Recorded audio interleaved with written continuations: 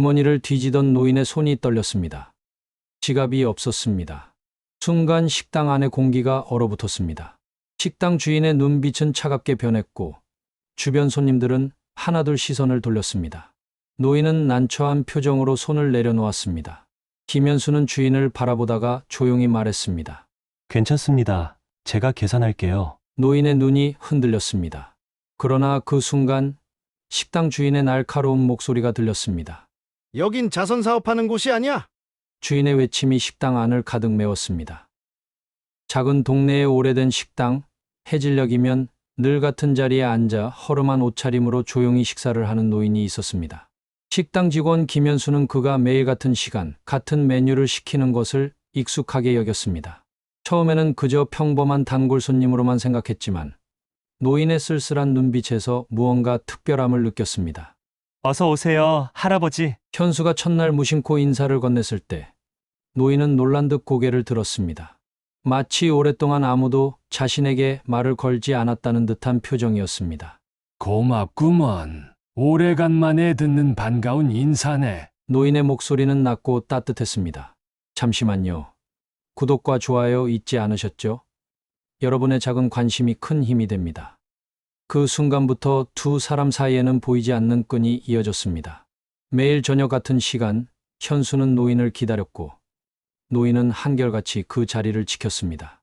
때로는 손님이 많아 대화할 시간이 없어도 현수는 항상 노인에게 따뜻한 미소를 건넸습니다. 오늘도 오셨네요, 어르신. 날씨가 쌀쌀해졌으니 따뜻한 국부터 드세요. 현수는 매일 노인에게 관심을 보였습니다. 식당 주인은 매번 현수의 행동을 못마땅하게 지켜보았습니다. 너 왜 그 노인네만 특별 대우해? 다른 손님들도 있는데. 주인의 날카로운 지적에 현수는 당황했지만 그럼에도 노인을 향한 배려를 멈추지 않았습니다. 저분은 특별하신 것 같아요, 사장님. 항상 묵묵히 혼자 식사하시는 모습이 마음에 걸려서요. 쓸데없는 친절은 필요 없어. 현수야, 저런 손님은 단골이 아니라 부담이야. 돈도 별로 안 쓰고 자리만 오래 차지하잖아. 우리 가게는 자선단체가 아니라고. 주인의 차가운 말에 현수는 가슴이 아팠습니다. 하지만 어떤 직감이 그를 노인에게 이끌었습니다. 어느 날 노인의 식사를 지켜보다 현수는 그의 특이한 습관을 발견했습니다. 노인은 국물 한 숟가락을 떠먹을 때마다 잠시 눈을 감고 향을 음미했습니다. 마치 그 맛에 소중한 기억이 담겨 있는 듯했습니다. 할아버지, 혹시 이 요리가 특별한 의미가 있으신가요? 궁금증을 참지 못한 현수가 물었습니다. 노인은 잠시 놀란 듯 현수를 바라보다가 깊은 한숨을 내쉬었습니다. 그의 눈에는 아련한 추억이 서려 있었습니다. 내 아내가 생전에 자주 해주던 맛이라네. 그녀가 떠난 지 벌써 10년이 넘었지만 이 맛만은 잊을 수가 없어. 노인의 목소리는 떨렸고 그 순간 현수는 노인의 외로움이 얼마나 깊은지 느낄 수 있었습니다. 그날 이후로 현수는 노인에게 더 많은 관심을 기울였습니다. 가끔은 퇴근 시간이 지나도 노인과 이야기를 나누었고 그럴 때마다 주인의 눈치는 더욱 날카로워졌습니다. 김현수, 너 그 노인 때문에 일에 소홀해지고 있어. 손님 서빙은 뒷전이고 퇴근 시간도 지키지 않잖아? 장사는 감정이 아니라 계산이야. 너 그러다 직장 잃을라. 현수는 묵묵히 주인의 말을 들었지만 노인과의 인연을 끊을 수는 없었습니다. 그에게서 배우는 인생의 지혜와 따뜻함은 그 어떤 급여보다 값진 것이었기 때문입니다. 어느 날 평소와 다름없이 식사를 마친 노인이 계산을 하려다 지갑을 찾지 못했습니다. 당황한 듯 주머니를 뒤지던 그의 손이 점점 떨렸습니다. 주인의 눈빛이 차가워졌고 주변 손님들의 시선도 노인을 향했습니다. 가게 안에는 묘한 정적이 흘렀습니다. 아, 내가 지갑을 깜빡했구먼. 노인의 목소리는 점점 작아졌고 얼굴에는 난처함이 서렸습니다. 현수는 주인을 바라보며 고민했습니다. 주인은 팔짱을 끼고 인상을 찌푸렸습니다. 그의 표정에서 이미 결정을 내렸다는 것이 느껴졌습니다. 장사하는 곳에서 이런 일 생기면 안 돼. 당장 내보내. 주인의 말에 노인의 얼굴이 창백해졌습니다. 순간 현수는 결심한 듯 조용히 말했습니다. 괜찮습니다. 제가 계산할게요. 그의 목소리는 작았지만 단호했습니다. 노인의 눈동자가 미세하게 흔들렸습니다. 감사와 부끄러움, 그리고 무언가 말할 수 없는 감정이 그의 눈에 어렸습니다. 하지만 그 순간 주인의 날카로운 목소리가 식당 안을 가득 메웠습니다. 여긴 자선 사업하는 곳이 아니야? 김현수, 너 내 말 안 들려? 식당에서 이런 일이 한번 허용되면 계속 일어나. 장사가 어떻게 되는지 알아? 현수는 고개를 들어 주인을 바라보았습니다. 평소 그는 주인의 말에 순응하는 편이었지만 이번만큼은 달랐습니다. 노인의 굳어진 얼굴을 보니 가슴이 아팠습니다.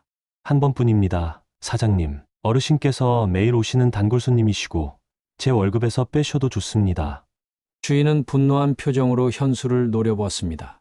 주변 손님들도 불편한 기색이 역력했습니다. 몇몇은 귓속말로 수근거리기 시작했고 일부는 자리를 떠나기도 했습니다. 이봐, 김현수, 내가 이 식당의 주인인 줄 아나? 내 말에 복종하지 않겠다는 거야? 그 순간 노인이 천천히 일어섰습니다. 그의 손은 여전히 떨리고 있었지만 눈빛만은 단단했습니다. 진정하시게. 젊은이, 내가 실수했네. 이정호라고 하해. 다음에 오면 오늘 목까지 계산하겠네. 미안하이. 주인은 코웃음을 치며 말했습니다. 다음에 오지 마세요. 이런 손님은 필요 없습니다. 노인은 잠시 주인을 바라보더니 천천히 고개를 숙이고 문을 향해 걸어갔습니다. 현수는 아무 말도 하지 못한 채 노인을 바라보았습니다. 하지만 노인은 그저 쓸쓸한 미소를 지으며 고개를 숙였습니다. 다음 날 현수는 노인이 다시 오길 기대했지만 그의 모습은 보이지 않았습니다. 그 다음 날도 마찬가지였습니다. 주인은 오히려 편안해 보였습니다. 그 노인네가 안 오니 분위기가 훨씬 좋아졌어. 손님들도 편하게 식사할 수 있고. 현수야, 앞으로는 장사에 방해되는 일은 하지 마.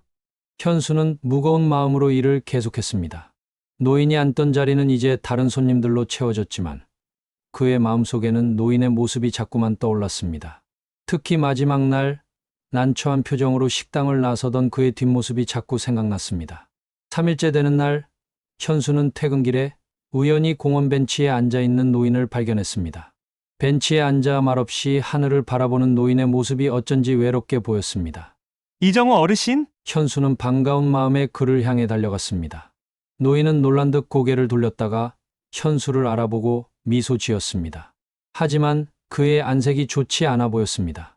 얼굴은 평소보다 창백했고 숨소리도 거칠었습니다. 현수군 만나서 반갑네. 어르신, 괜찮으세요? 얼굴이 안 좋아 보여요. 노인은 괜찮다는 듯 손을 저었지만 말을 이으려다 갑자기 가슴을 움켜쥐었습니다. 그리고 순간 그의 몸이 앞으로 기울더니 벤치에서 미끄러지듯 쓰러졌습니다. 어르신, 현수는 황급히 노인을 붙잡았습니다. 그의 몸은 차갑게 식어 있었고 호흡은 불규칙했습니다.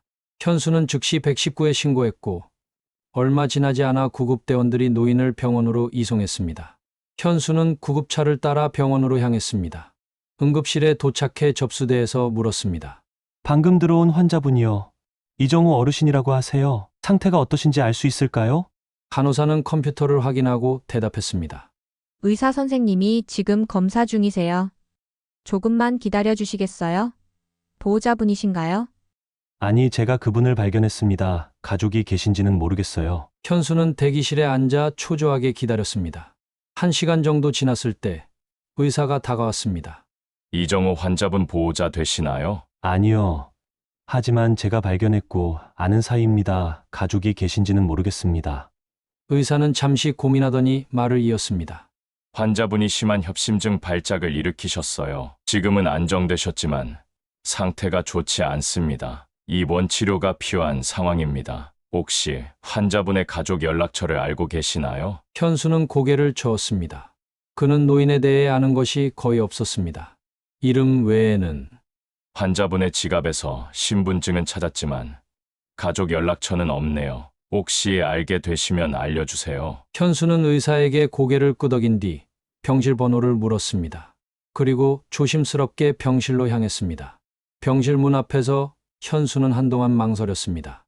문을 열면 눈앞의 노인 현실을 받아들여야만 했습니다. 그는 깊게 숨을 들이마신 후 조심스럽게 문을 열었습니다. 침대에 누운 노인은 눈을 감고 있었습니다. 창백한 얼굴과 가느다란 숨소리가 그의 상태를 말해주고 있었습니다. 한때 식당에서 식사를 하던 그 모습과는 너무나 달랐습니다. 현수는 조심스레 다가가 손을 뻗었습니다. 어르신 괜찮으세요? 그 순간 노인이 천천히 눈을 떴습니다. 피곤해 보이는 눈동자가 흔들리며 현수를 바라보았습니다. 미소를 지으려 했지만 그조차도 힘겨워 보였습니다. 현수야, 현수는 눈물이 차오르는 걸 참으며 노인의 손을 살짝 잡았습니다. 그 손은 차가웠습니다. 노인은 천천히 입을 열었습니다. 이런 모습 보여주고 싶지 않았는데 그의 목소리는 힘이 없었고 숨을 몰아쉬며 말을 이어갔습니다. 내가 살던 세상에서는 돈이 전부였어. 젊었을 때 돈을 버느라 바빴지. 사람보다 일이 먼저였어. 아내를 소홀히 했고 그녀의 아픔도 제대로 보살피지 못했어. 너무 늦게 깨달았지. 현수는 아무 말도 하지 못한 채 노인의 손을 꼭 잡았습니다. 노인의 눈가가 촉촉해졌습니다. 그런데 말이다. 내가 날 사람처럼 대해줬어. 그냥 식당에서 건네는 작은 인사였지만 그게 참 따뜻하더라. 현수는 가슴이 저려왔습니다. 노인이 무겁게 숨을 내쉬며 말을 이었습니다. 난 한때 꽤 성공한 사업가였어. 건설 회사를 운영했지. 돈에 눈이 멀어 정작 소중한 것을 놓쳤어. 아내가 병에 걸렸을 때도 일을 우선시했지. 병원비는 아끼지 않았지만 정작 그녀 곁에 있어주지 못했어. 그녀가 떠나고 나서야 세상의 모든 돈이 무의미하다는 걸 깨달았네. 현수는 노인의 이야기를 들으며 마음이 아팠습니다. 그토록 담담하게 말하고 있었지만 그 속에 담긴 후회와 아픔이 그대로 전해졌습니다. 아내가 떠난 후 모든 것이 무의미해졌어. 회사도 정리하고 넓은 저택도 팔았지. 그리고 오래전 우리가 가난했지만 행복했던 이 동네로 돌아왔어.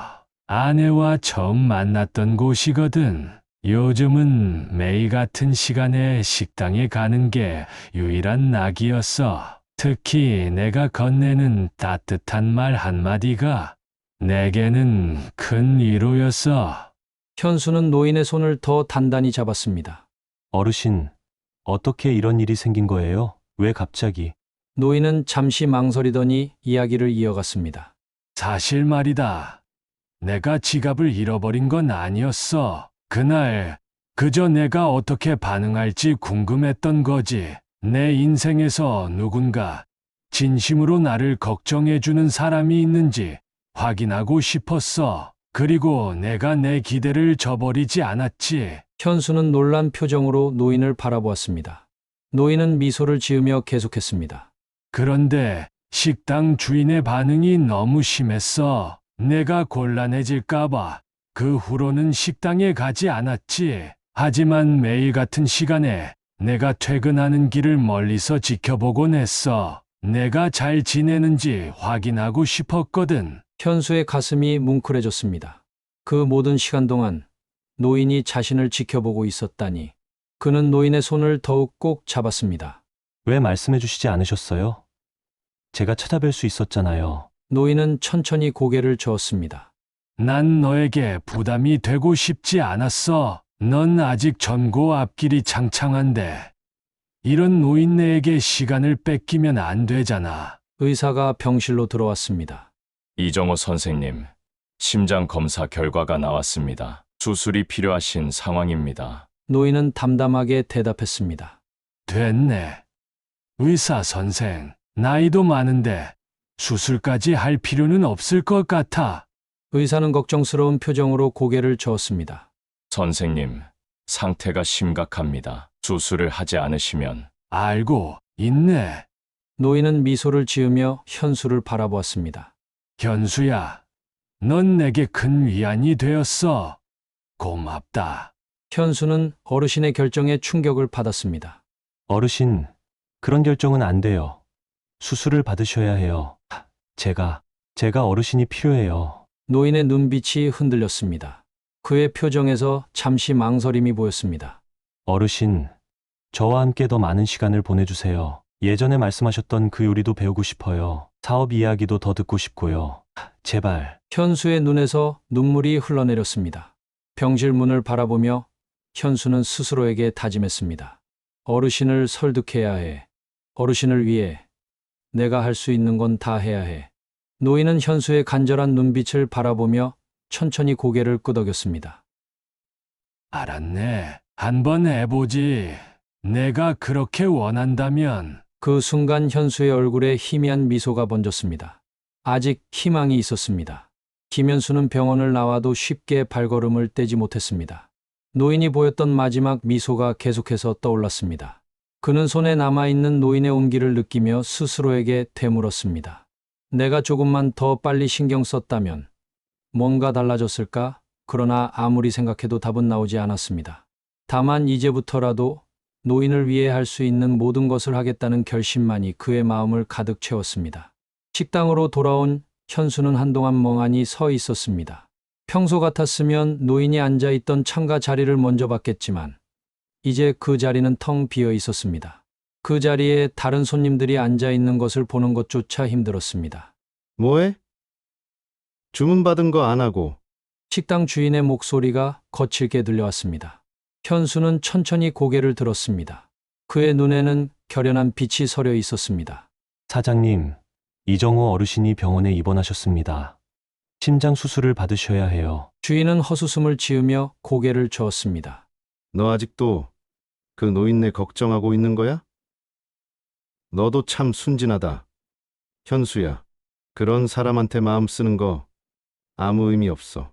현수는 순간 울컥했지만 애써 감정을 억누르며 말했습니다. 사장님, 그분은 저에게 중요한 분이에요. 제가 내일 병원에 다시 가볼 건데 혹시 잠깐 시간을 내주실 수 있을까요? 주인의 표정이 굳어졌습니다. 무슨 소리야? 장사는 누가 해? 내가 그 노인네 때문에 일까지 소홀히 하겠다는 거야? 아닙니다. 제 휴일에 가려고요. 하지만 사장님도 한번 같이 가주셨으면 해요. 그분이 사실은 굉장히 성공한 사업가셨어요. 건설 회사를 운영하셨대요. 주인은 잠시 놀란 듯 현수를 바라보았습니다. 그 노인이 정말로? 현수는 고개를 끄덕였습니다. 네, 어쩌면 사장님께도 좋은 조언을 해주실지 모릅니다.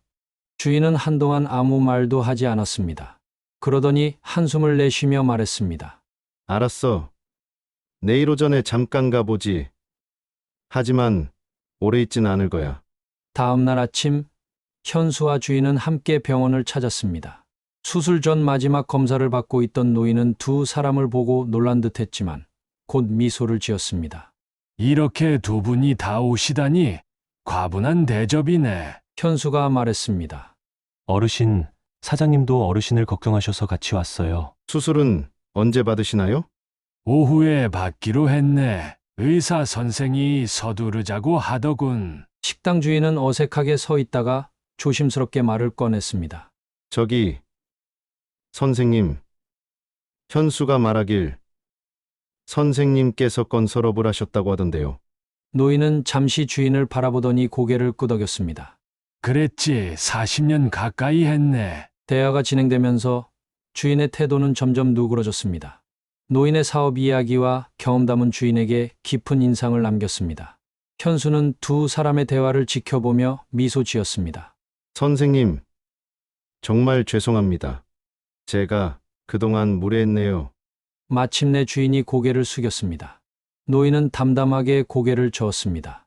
괜찮네. 나도 젊었을 때는 장사가 전부인 줄 알았으니까. 하지만 인생을 살다 보면 사람이 가장 중요하다는 걸 깨닫게 되지. 의사가 들어와 수술 준비를 알렸습니다. 현수와 주인은 노인에게 용기를 주고 수술실 밖에서 기다렸습니다. 몇 시간의 긴장된 기다림 끝에 의사가 나왔습니다. 수술은 성공적이었습니다. 이정호 선생님은 강인하신 분이시네요. 회복도 빠를 것 같습니다. 현수의 얼굴에 안도의 미소가 번졌습니다. 주인도 어깨에 긴장이 풀리는 듯했습니다. 회복실에서 깨어난 노인은 창백했지만 눈빛만은 이전보다 더 맑아 보였습니다. 그는 현수의 손을 잡으며 작은 목소리로 말했습니다. 현수야, 내 덕분에 다시 한번 기회를 얻었구나. 고맙다. 현수는 고개를 저었습니다. 아닙니다, 어르신. 제가 오히려 감사해요. 어르신을 만난 건 제 인생의 축복이에요. 그 순간 노인의 눈에 결심이 서린 듯했습니다. 내게 얼마나 시간이 남았는지 모르지만 남은 시간을 의미 있게 쓰고 싶구나. 현수야, 너에게 제안이 하나 있어. 노인은 잠시 숨을 고르더니 이어 말했습니다. 내가 꿈이 있다면 내가 도와주고 싶어. 내게는 돈도 있고 경험도 있어. 하지만 그것을 물려줄 사람이 없었지. 내가 내 제안을 받아주겠나? 현수는 놀라움에 말을 잇지 못했습니다. 주인도 깜짝 놀란 표정으로 두 사람을 바라보았습니다. 어르신, 저는 현수의 목소리가 떨렸습니다. 노인은 따뜻한 미소를 지으며 말했습니다. 서두르지 마. 천천히 생각해봐. 난 이미 충분히 살았고, 이제는 누군가에게 내 지혜와 재산을 물려주고 싶어. 그리고 그 사람이 너였으면 좋겠구나. 그날 이후 현수는 매일 병원을 찾았습니다.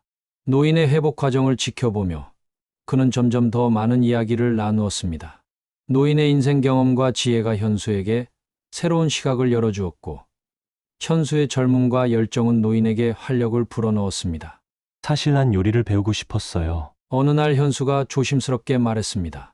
가족들에게 따뜻한 음식을 대접하는 요리사가 되는 게 꿈이었거든요. 노인의 눈이 반짝였습니다. 요리사.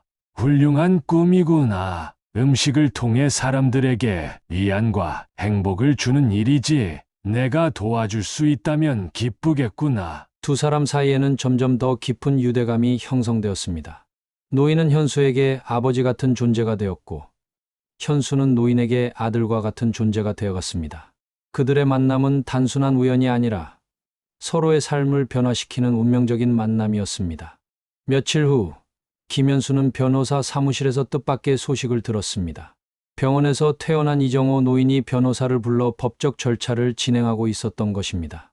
이정호 선생님께서 후견인 등록을 진행하셨습니다.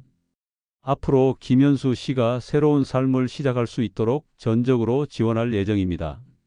현수는 믿을 수 없다는 듯 변호사를 바라보았습니다. 어르신이 제 후견인이라고요? 변호사는 고개를 끄덕이며 서류를 내밀었습니다. 이정호 선생님께서 본인의 재산 일부를 활용해 김현수 씨가 꿈을 이룰 수 있도록 돕고 싶다고 하셨습니다. 요리학교 학비와 앞으로의 창업 자금까지 모두 준비해 두셨어요. 현수는 손끝이 떨렸습니다.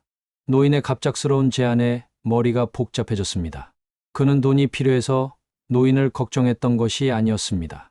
다만 노인이 외롭지 않도록 곁에 있고 싶었을 뿐이었습니다. 그런데 그가 오히려 자신에게 모든 걸 주려고 하고 있었습니다. 변호사는 미소를 지으며 덧붙였습니다. 이정호 선생님께서 특별히 부탁하셨어요. 현수가 망설일 테니 이건 선물이 아니라 투자라고 꼭 말해달라고요. 실제로 선생님께서는 김현수 씨의 요리 사업을 전폭적으로 지원하실 계획이신 것 같습니다. 현수는 잠시 생각에 잠겼습니다. 그리고 마음속 깊은 곳에서 따뜻한 감정이 밀려왔습니다. 노인이 자신에게 주려는 것은 단순한 물질적 도움이 아니라 인생의 새로운 기회였습니다. 그것은 단순한 기부가 아니라 서로가 서로에게 주는 선물이었습니다. 그날 밤 현수는 식당을 찾아가 주인에게 이 사실을 알렸습니다. 사장님, 저 요리 공부를 시작하려고 합니다. 이정호 어르신께서 기회를 주셨습니다. 식당 주인은 순간 당황한 듯 보였습니다. 그 노인이 너한테 돈을 주겠다고? 정말이야? 현수는 단호하게 고개를 끄덕였습니다. 돈이 아니라 기회를 주신 겁니다.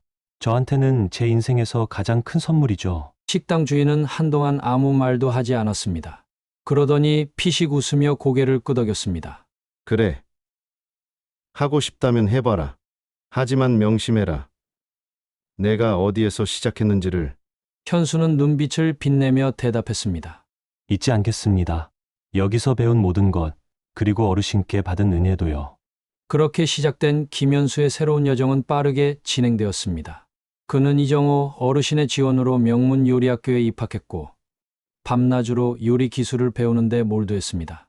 처음에는 서툴렀지만 그의 열정과 노력은 곧 성과를 보였습니다. 요리 대회에서 상을 받기도 하고 유명 셰프의 인턴십 기회도 얻었습니다. 이정호 노인은 그런 현수를 멀리서 조용히 지켜보았습니다. 때로는 현수가 만든 요리를 맛보고 조언을 해주기도 했지만 대부분은 그가 스스로 성장할 수 있도록 지켜보는 역할을 했습니다. 마치 비행을 배우는 새를 지켜보는 부모 새처럼 말입니다. 2년이 지난 어느 날 현수는 노인을 찾아가 자신의 계획을 이야기했습니다. 어르신, 제가 작은 식당을 열려고 합니다. 제가 배운 것을 펼쳐보고 싶어요. 노인은 깊은 신뢰의 눈빛으로 현수를 바라보았습니다.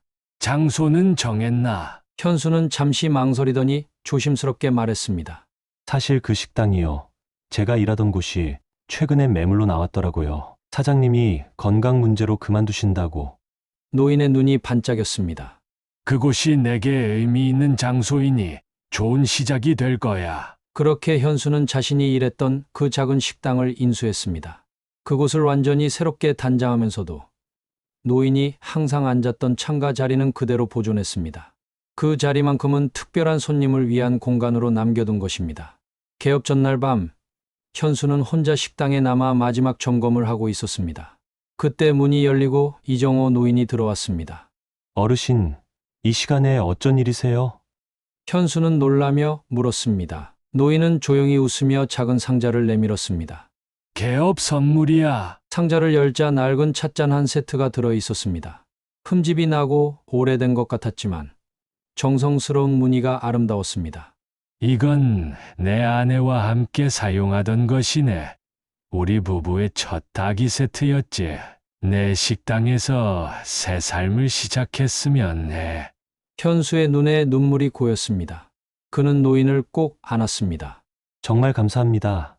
어르신, 이건 제게 최고의 선물이에요. 다음 날 식당 개업식은 소박하지만 따뜻했습니다. 지역 주민들과 요리학교 친구들, 그리고 이정호 노인이 함께했습니다. 현수는 개업 축하 인사말에서 노인을 향해 깊이 고개를 숙였습니다.